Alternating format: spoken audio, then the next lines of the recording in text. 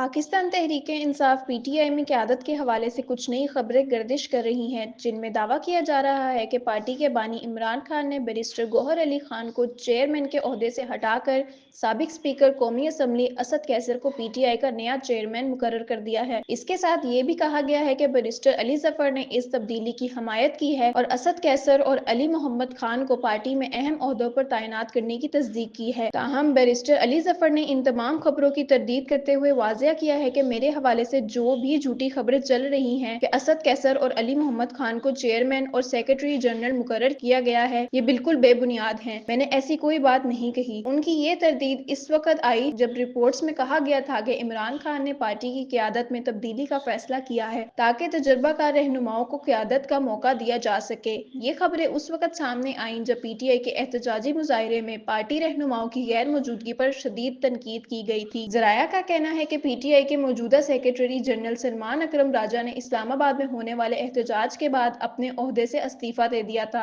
और उनके इस्तीफे के बाद मज़ीद इस्तीफे आने की तवक्को की जा रही थी। ये क़यादत में तब्दीली की खबरें इस वक्त सामने आईं जब पीटीआई के सैकड़ों कारकुनों को गिरफ्तार कर लिया गया और इस्लामाबाद में मुजाहिरीन के खिलाफ बड़े पैमाने पर कार्रवाई की गई। याद रहे कि बैरिस्टर गौहर अली खान को दिसंबर 2023 में पीटीआई का चेयरमैन मुंतखब किया गया था और वो इमरान खान की जगह पार्टी की क़यादत संभालने वाले थे। ताहम अब उनके इस्तीफे की खबरें सामने आई हैं।